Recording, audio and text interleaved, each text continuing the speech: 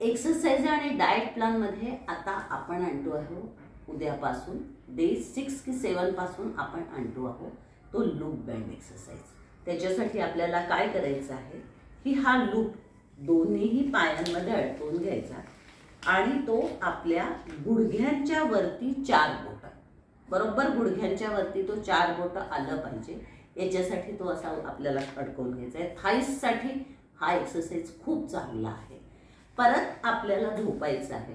झोपताना कडावर व्हायचं आणि मग सरळ व्हायचं। अशा पद्धतीने आपल्याला पहिल्यांदा झोपून घ्यायचं आहे। पोट आत दोन्हीही असे हळूहळू हळूहळू करत समोर आणायचे।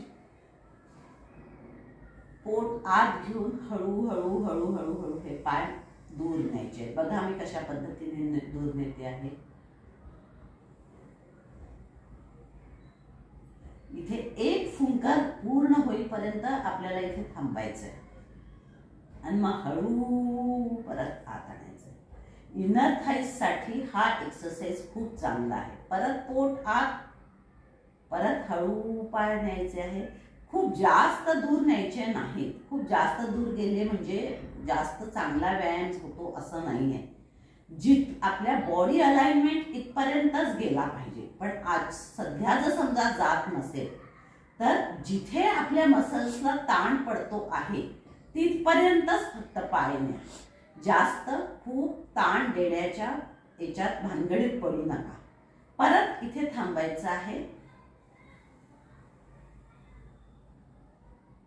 एक फुंकर झाली परत आणलं।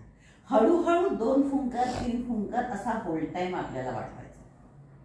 त्यानंतर आपल्याला पोट आत घेऊनच हा पाय फक्त वर उचलायचा आहे। फक्त वर उचलायचा आहे, बाकी काहीही करायचं नाहीये। परत हा ओटीपोटासाठी आणि या इथल्या थाईज साठी त्याचा खूप चांगला उपयोग होतो। परत हळू खाली ठेवायचा। मग उजवा पाय परत पोट आत, उजवा पाय वर, परत खाली। अशा पद्धतीने याचे पण आपल्याला 3 सेट्स करायचे आहेत।